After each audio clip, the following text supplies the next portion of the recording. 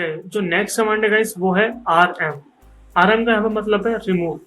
कोई फाइल आप रिमूव करना चाहते हो तो वो आप इस कमांड के जरिए कर पाओगे। लाइक मुझे ये .txt फाइल को हटाना है, मतलब इसे बिल्कुल डिलीट करना है, तो मैं कैसे करूंगा?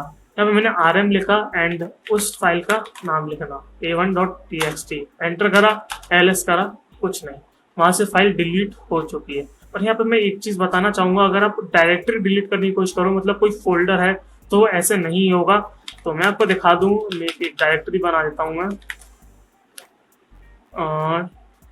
फाइल, ये मैंने एक डायरेक्टरी बना दी, एक मैंने डायरेक्टरी बनी, और अगर मैं rm करके इस फाइल को डिलीट करूंगा तो ये नहीं होगा। ये देखो यहाँ पे क्या बोल रहा है, can not remove file because ये डायरेक्टरी है, ये एक फोल्डर है, तो हम डायरेक्टली सिर्फ rm कमांड से इसको रिमूव नहीं कर सकते हैं।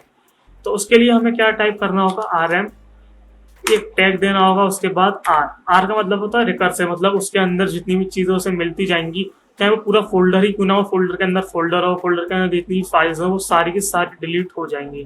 तो rm minus -r, rm -r और फाइल, इसे एंटर करूं एंड ls करूं तो जो फाइल हमारी वो डिलीट हो गई। तो आपको ध्यान रखना है कि अगर कोई नॉर्मल फाइल होगी तो आप rm से उसे डिलीट कर सकते हैं, अगर कोई फोल्डर है तो आपको टैग r यूज करना होगा। इसके संग एक और टैग होता है जो कि होता है f, जिसका मतलब होता है फोर्स। अगर कोई फाइल रिमूव नहीं हो रही, कोई फोल्डर रिमूव नहीं हो रहा है, तो आप r+f भी लिख सकते हैं, लाइक rf ऐसे लिखते हैं कुछ।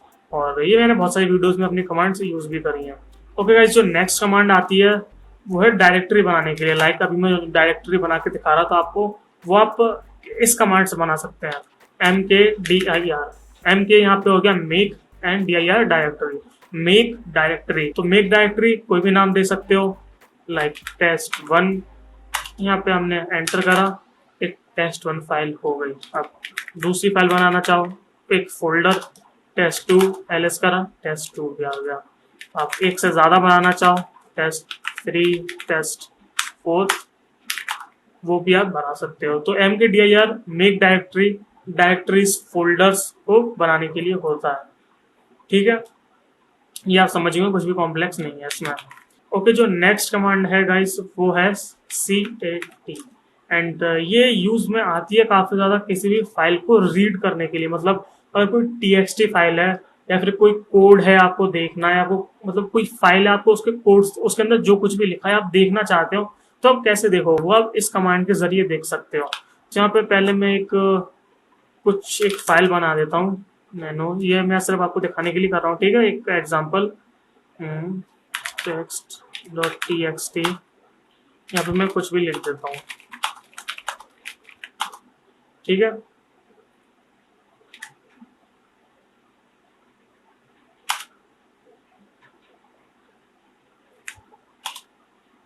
ठीक है, अब जैसे मेरे पास एक फाइल है, मुझे इसके अंदर कंटेंट देखना है, इसके अंदर क्या लिखा हुआ है, तो हम टर्मिनल के जरिए कैसे देखेंगे? हम फाइल मैनेजर में तो देख लेते हैं उसको ओपन करके, लेकिन हम टर्मिनल में उससे कंटेंट कैसे देखेंगे? तो उसके लिए यहाँ पे मैं कमांड टाइप करूंगा cat.txt, और अगर मैं अब इसे एंटर करूंगा तो आप देखोगे उस टेक्स्ट फाइल के अंदर जितना भी कंटेंट है वो यहाँ पे लिस्ट हो चुका है, यहाँ पे प्रिंट हो चुका है। तो मतलब ये एक स्टैंडर्ड आउटपुट निकाल कर देता है आपको, किसी भी फाइल का जो रीडेबल होती है उसके अंदर कंटेंट आपको शो करवा देती है। तो आप किसी भी ऐसे फाइल के संग कर सकते हैं। यहाँ पे कुछ और भी यूटिलिटीज होती है देखने के लिए, लाइक लेस होती है, आप इसे भी यूज कर सकते हैं, आप इसे भी यूज कर सकते हैं।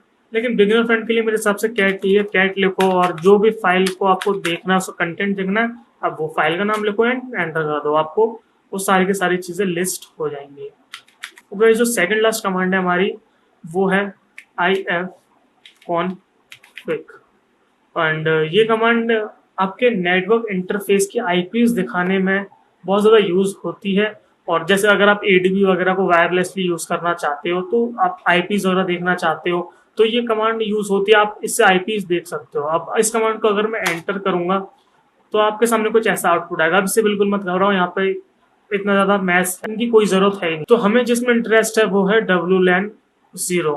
तो यहाँ पे हम वाईफाई से कनेक्ट है इसलिए WLAN 0 आया। एंड यहाँ पे जो आईपी है हमारे फोन की वो है ये जो iNet के सामने ये आईपी शो हो रही है आपको, ये होती है हमारी लोकल आईपी। और अगर आप एडीबी वगैरह वायरलेसली यूज करना चाहते हो तो आपको इस आईपी की जरूरत पड़ती है, आपको ये आईपी डालनी होती है एडीबी में, तो आपका वायरलेसली वो कनेक्ट हो जाता है। तो ये बहुत बार यूज होती है, आपको कई बार आपकी लोकल आईपी चाहिए होती है, वो डिपेंड करता है कि आप क्या यूज कर रहे हैं। एंड अगर आप वाईफाई पे कनेक्ट नहीं होंगे तो आपको P2P करके आ गया कुछ ऐसे, और हो सकता है आपके केस में यहाँ पे नेम चेंज हो, लेकिन होते जरूर है। यहाँ पे हो सकता है नेम चेंज हो, पॉसिबिलिटी यही होती है। तो अगर आप अपने जियो या अपने किसी डाटा से कनेक्ट हो, अपने सिम के डाटा से कनेक्ट हो, तो हो सकता है P2P करके आए, वहां पे आपका आईपी शो हो। एंड अगर कोई एक्सटर्नल वायरलेस अडेप्टर आप यूज कर रहे हो तो यहाँ पे WLAN है, यहाँ पे एक और शो होता है जो कि होता है WLAN 1। और अगर आप ऐसी और भी कनेक्ट करते जाओगे तो ऐसे ही और भी लाइन बढ़ते जाएंगे, WLAN 1 WLAN 2।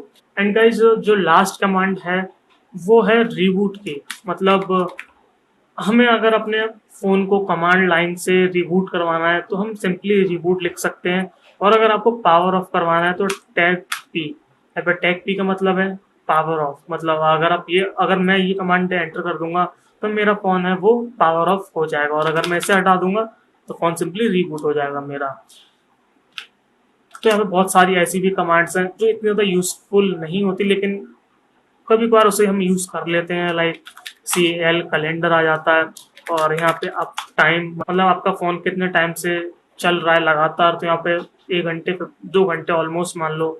एंड अगर आप यहाँ पे डेट लिखोगे तो डेट शो हो जाएगी। मतलब ये वो कमांड्स है जो हम कभी कभार यूज कर लेते हैं। यहाँ पे ऐसे कुछ और भी कमांड्स है जो मैंने इसमें कवर नहीं करी, लेकिन जो मैंने कवर करी वो सबसे ज्यादा यूजफुल हैं, और जब भी कोई टर्मिनल पे आता है तो वो कमांड्स उनको आनी ही आनी चाहिए, अगर कमांड लाइन पे थोड़ा भी किसी को भी काम करना है। तो जो मैंने अभी कमांड्स बताई हैं आपको 10 कमांड्स, ये आपको आनी ही आनी चाहिए। मतलब कहीं भी कुछ भी यूज करने के लिए, मूव करने के लिए, इधर उधर जाने के लिए कमांड के जरिए, कुछ चीज कॉपी करने के लिए, कुछ चीज रिमूव करने के लिए, कुछ नया बनाने के लिए, फोल्डर्स वगैरह, वो सब आपको आना चाहिए।